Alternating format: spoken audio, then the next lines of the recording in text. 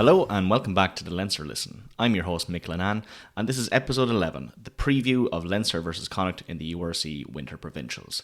The topics we'll discuss today are the URC games and my predictions, the details of our game, the team lineups, score and man and match prediction, and then we'll have actually two discussion points today, one on the Wolfhounds versus Clovers derby and then another one on Frawley being confirmed to Connacht. Alright, so the URC games this weekend, if you haven't noticed already, there's already been two played. Those were the Welsh derbies, I suppose. So Dragons versus Scarlets there. Spoiler alert if you want to skip ahead. Dragons won 28-5, so yeah, that was more or less expected. I did expect them to win that. And then we also had Ospreys versus Cardiff. And Ospreys actually won that 33-22. And I would say that's probably one of the most unexpected results to come out of this week. Cardiff obviously shit in the bed there. Them being, I think, second in the URC table and losing to then placed 14th Ospreys. And they're after jumping way up there, I think the 10th position now, I think. So that really was a great win for Ospreys, but a very unexpected one for Cardiff. The game's yet to be played there. We have Ulster versus Munster. I do think Ulster will win that, not by much. That game is actually tonight at 8:15, and that's in the Affidea Stadium. Then the matches tomorrow, we have Sharks versus Lions. I'd imagine Sharks will probably win that. We've Stormers versus Bulls. I do imagine Stormers would win that. Then we have Benetton versus Edinburgh, so quite an exciting game there. I'd actually probably say Benetton will win that. Barely, but I think they will actually win it. Edinburgh didn't really show a lot of strength against a couple of the teams who were playing the last few weeks. Then, of course, we have Leinster versus Connacht. You know the answer there. It's obviously going to be Leinster. And then finally, we have Glasgow versus Zebre. And I think that's a fairly obvious Glasgow result for that. The details of our game, so Leinster versus Connacht. The kickoff is at 5:30pm tomorrow, Saturday the 3rd. The weather is looking very cold, but dry at least. So I think it's forecast about 1 degree Celsius. Met Éireann actually forecasting ice and snow for Ireland over this weekend. So get the scarves out for this match. It's in the Aviva Stadium. The referee is Andrew Brace. He's an IRFU referee from Munster. Where you can watch it, I suppose, obviously in the Aviva Stadium. But if not, then Premier Sports have it, and also TG Cahir Oscailga. Alright, so the Leinster lineup, here we go. Starting with the backs here, 15, fullback, Kieran Frawley. Then we have Tommy O'Brien on the wing, number 14. Hugh Cooney, making his 10th cap there. Charlie Tector in at 12. JJ Kenny in at number 11. Good to see that. Sam Prendergast is actually named for number 10 there, so ahead of Harry Byrne. Number 9 is Jemison Gibson Park. Moving into the forwards then, we have 1, Andrew Porter. 2, and our captain, Dan Sheehan. 3, Thomas Clarkson. 4, Big Joe McCarthy. 5, Brian Deeney. 6, Diarmuid Mangan. 7, Will Connors. And 8, Jack Conan. Our replacements on the bench there are 16, Gus McCarthy. 17, Jack Boyle. 18, Rabah Silmani. 19, Conor O'Tierney. 20, Max Deegan. 21, Josh van der Fleer. 22, Luke McGrath. And last but not least, 23, Harry Byrne. So a fantastic lineup there. I think a proper statement against Connacht to come out there. Nothing shy about that lineup. And if you haven't noticed there, we're doing a 6-2 split on the bench. Moving over then to the Connacht lineup. Starting with the backs. 15, you have Sam Gilbert. He's making his 5th cap there for Connacht. 14 is Che Mullins. 13, David Hawkshaw. 12, Bundy Yaki. 11 is Finn Tracy. 10 is Josh Ioane. 9, Matthew Devine. Moving into the forwards there, number 1, Dennis Buckley. Huge caps for him. I think 270th cap coming onto this game. 2, we have Dylan Tierney Martin. 3, Finlay Beelum, another big capped man, 225. 4 is Joe Joyce. 5, David O'Connor. 6, Josh Murphy. 7, and their captain, Cian Prendergast. 8, Sean Jansen. And their replacements being 16, Owen de Boutelier. 17, and making his first URC cap if he comes off the bench, is Billy Bohan. 18, Fiachna Barrett. 19, Dara Murray. 20, Paul Boyle. 21, Ben Murphy. 22, Harry West. And last but not least, 23, Cottle Ford. So yeah, as you might have noticed there, Connacht actually opting for a 5-3 split. I'm sure they're probably hoping that their scrums are competitive against ours and they don't pick up too many injuries. So who do we watch, I suppose, in those two teams? Obviously, Leinster here, Dan Sheehan is back, Dan the man. He's actually starting this time, and weirdly, I actually prefer him nearly as an impact forward off the bench. He's a scary man to come on around the 60th minute when everyone is tired. Obviously, I have to big mention here for JJ Kenny, my new number one favourite player. One of them, I think, the most tries for Leinster currently in the URC. He's at 5. I might have to double correct myself here, but I think he's at 5 with 4 appearances. So, fantastic pace for that young man coming out from the academy. Him coupled with not only Tommy O'Brien on the other wing, that is pace statement. Can't wait to see that come into fruition now, the two lads either side of that pitch. For Connacht, you have to put, Joe Joyce and Cian Prendergast. They are a dynamic duo, very strong pair of lads there. Joe Joyce is a big try scorer for them, and obviously Cian Prendergast, the big captain there, fantastic player.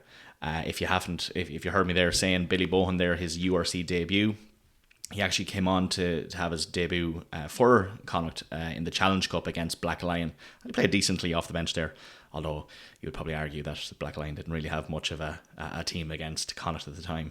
Another one to watch out there is for Paul Boyle, and Paul Boyle is actually only back from injury, so look, he's a great impact sub to bring on in any team. So some good players there. Obviously our team is very dominant, I think.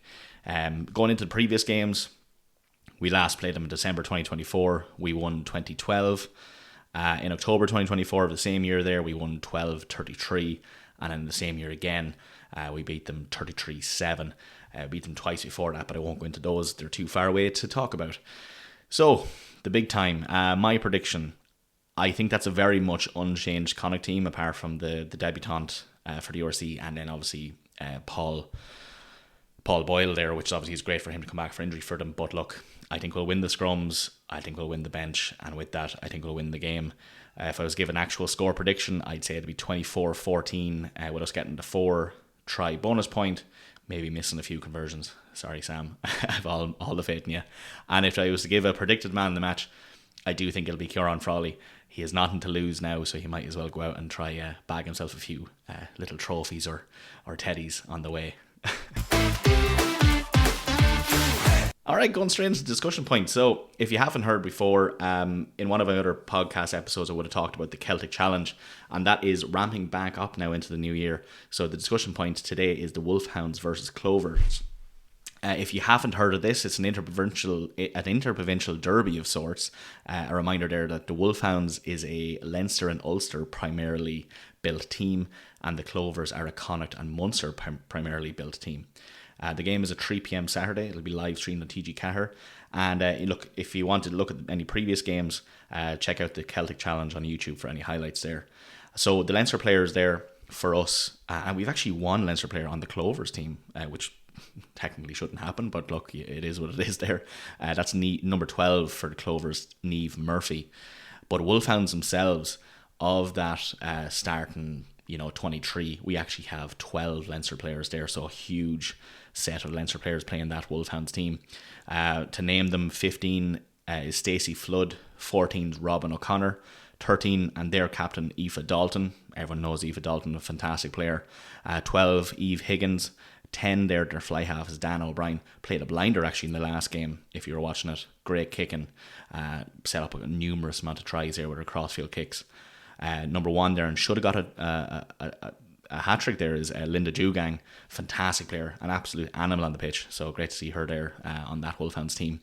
4 is Nisha Smith, 5 is Kate Jordan. Number 8 there is Erin King, who's actually coming back from a very lengthy injury, so it's great to see her, and all the best to Erin.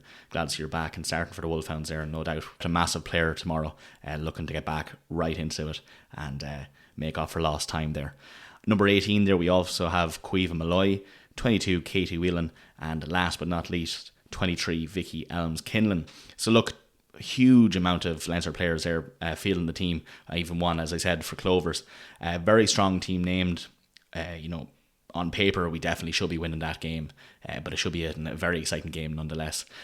So again, if you can't remember there, 3 p.m. Saturday, TG Cahir, and if you wanted to attend it in person, it's in Craig's RFC in Craig's, County Galway. All right, so I suppose I don't usually do two discussion points, but I do have to kind of talk about Frawley. Frawley to 10 or to Connacht, I suppose you could probably call it. It's been confirmed now. If you haven't seen it, you've been living under a rock. Yeah, look, it was very evident that Kieran wasn't getting game time between this season and last season. And look, I personally am very disappointed. I think Kieran Frawley's a huge player. And he only really was getting games this season, more so down to injuries, and that's not nice to see. And look, as a player, I'm sure he's looking at himself, he's looking at his career. He wants to get back into the international team, and rightly so. I think he's a dynamic player. He can play fly half, he can play full back, and look, he's a big man. He could even play centre. So, yeah, it's unfortunate, really. I think, honestly, if you're thinking back, if he had landed that kick against Toulouse, I doubt we'd be talking about this today. I don't see him. I wouldn't have seen him ever leaving Leinster after that. But look, he is going to Connacht. That has been confirmed. It's probably great for him. We should be delighted for him. We should be paying him all the respects he deserves there. He's put in a huge amount of caps for us. But you do have to kind of question there, like, what is he actually going to go into? What position is he going to go into in Connacht? Is it 10? Is it full back? I don't think he has the speed for scrum half, so I doubt they're going to play him in centre either. Are Connacht still feeling hurt from Tiernan O'Halloran retiring there? Jack Carty's a fantastic 10 for them. Is he on the way out? Yeah, so it's a lot of questions actually coming out of this, and I would have thought that Harry West, I know he's very low caps for the moment. I would have thought he was pipped for 10 there, but now is Harry West going to get the Harry Byrne effect and get under Frawley's shadow there? And but yeah, look, I mean, it's an interesting one. Again, I'm very disappointed with it. But yeah, let me know what you think. Do you think Frawley is going to go in at 10 for Connacht? Is he going to go in at full back? I do think he's very much underutilised as a full back. I think his natural position there is 10. But yeah, let me know, what do you think is going to happen over there? Is he going to get the nod for the fly half, or is he going to get his usual full back position? All right, so I won't keep you for too long after that, folks. Quick one there, the preview episodes. As always, thanks for listening. If you haven't already, please do follow us on social media. I'm on Instagram, Blue Sky, Threads, and Reddit. Also on YouTube, and all these clips will be on YouTube as well.